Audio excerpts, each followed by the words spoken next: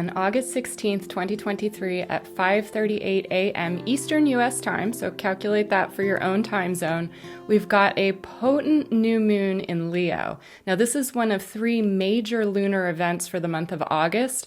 We began the month of August with August 1st full moon in Aquarius, and we end the month of August with a blue moon in Pisces on August 30th. So in between that, we've got the new moon in Leo, and this is an extra intense new moon in Leo. It's very closely conjunct, like within minutes, to Black Moon Lilith in Leo, a looser conjunction to Venus retrograde in Leo. She's going to calm things down a little bit, but her extra grace, because she's retrograde, is going more internal. It's more processing our own relationship with ourselves and kind of getting an idea of what we need in relationship to other people. So she's going to have a little buffering effect, but not quite enough to dial back all that intensity, because in addition to Black Moon Lilith conjuncting the new moon in Leo, we've got Uranus and Taurus squaring it.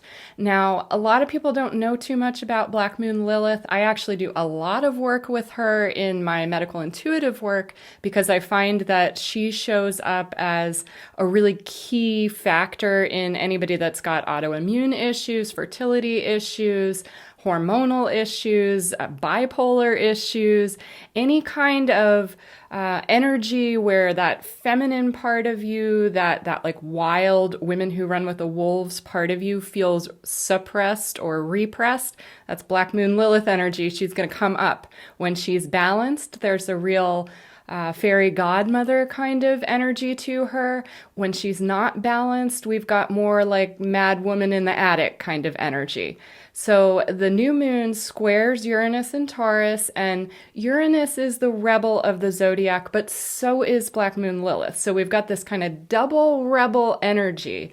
I think of Black Moon Lilith as kind of a combination of sort of Pluto, like the deep, dark, sexual, hidden, subconscious energies of Pluto, combined with the kick out the jams, don't tell me what to do kind of energy of Uranus, and then roll that into kind of like a dark goddess fairy kind of Baba Yaga energy. That's Black Moon Lilith. So she's putting her signature on this new moon in Leo in a major, major way.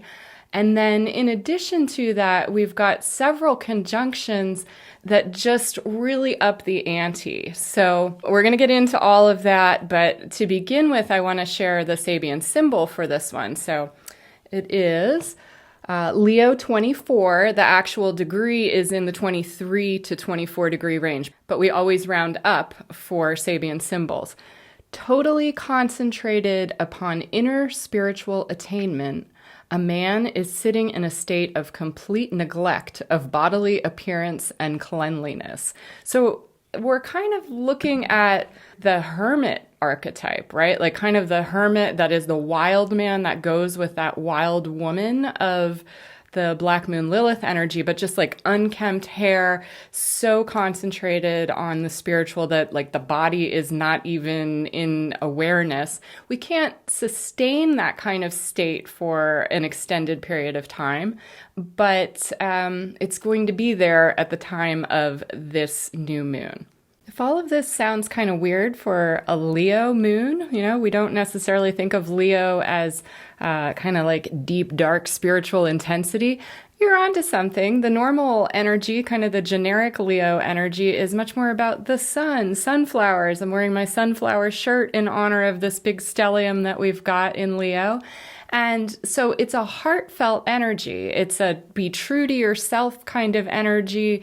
It's with Venus retrograde in Leo right now. It's also looking at our values. It's looking at our self-esteem. What do we need to do in order to make ourselves be able to level up to where we can feel great? Literally great, like, oh, I feel great in myself, but also preparing yourself for greatness.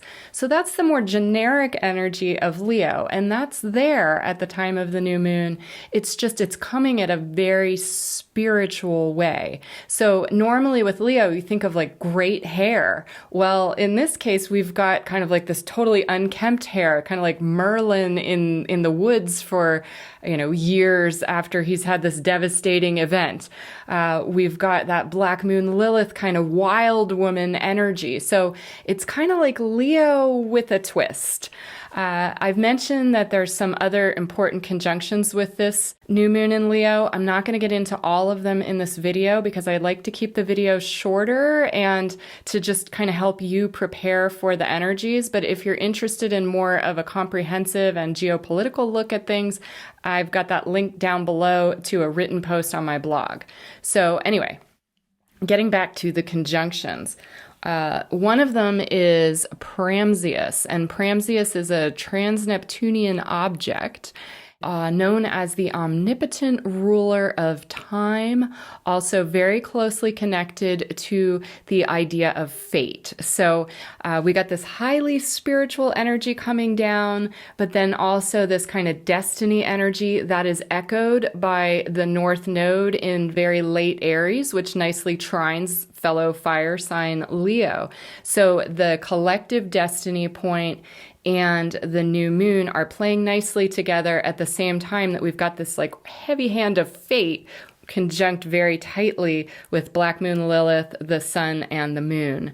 We've also got Urania in basically the exact same point, and Urania has an energy kind of like the Holy Spirit, this kind of higher love energy. We may feel this as kind of almost like a Neptunian type energy where there's like all this kind of cosmic fate level, destiny level, woo kind of stuff coming through. And it's so intense that we can't necessarily just operate as normal in the physical realm. So it could feel rather surreal. Also, conjunct Uranus in Taurus, so squaring this new moon very tightly, is Atropos. And Atropos is also connected with fate. Atropos is one of the three fates, and it's the one that cuts the cords. It's like the final end. This is the pivotal point. We snip that. It is no more. So we're really looking at some major hinge points in August. As I mentioned, that August 1st full moon in Aquarius, that was very intense for a lot of people. I heard, and I also observed in my own life, some really significant like timeline course corrections, things just like moving onto a different track way. And for a lot of the people I'm talking with, it was a positive shift, but didn't necessarily feel positive while it was happening. A lot of kind of panicked intensity. We may find a little more of that with this new moon in Leo. And also keep in mind that with these lunar events, they link into each other. And so we're preparing for that full moon, that blue moon in Pisces on August 30th. This is kind of like the halfway point. But it's going to take a bit of effort. It's going to take a bit of finagling in order to make these energies work. We do have some help because Mars in Virgo is very nicely trining Uranus and Taurus. And so that action point, that passion, that like get her done energy of Mars in Virgo is supporting that rebel energy, that breakthrough, breakaway energy of Uranus and Taurus. It's just keep in mind that Uranus and Taurus point is squaring the new moon. So there's friction there, but it could be very productive. If you have got anything in late Leo, you are especially going to feel this. If you've got anything in late cardinal signs, so Aries, Cancer, Libra, Capricorn, you're also going to feel it because of that nodal aspect.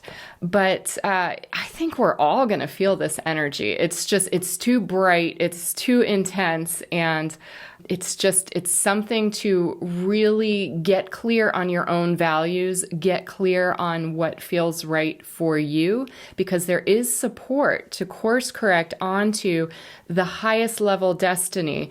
And it's kind of hard to get it wrong right now. The timelines are diverging. I am definitely noticing that, but there's so much intensity and so much unpleasantness right now if you go off path, that if you take that as kind of a strong Lilith-like inner reaction that's saying, hey, I can't do this anymore, I can't do it, then you course correct. You bring yourself into an area that feels more comfortable for you.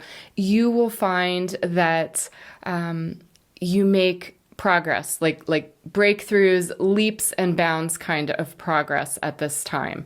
So keep your seatbelts on. It could get a little bumpy, but also don't forget to tune into your heart. Don't forget to tune into some of that bright optimism, even amidst the intensity, especially what's going on out there collectively. Again, I've got a written post linked below that goes into much more detail, but this is more how do you prepare yourself.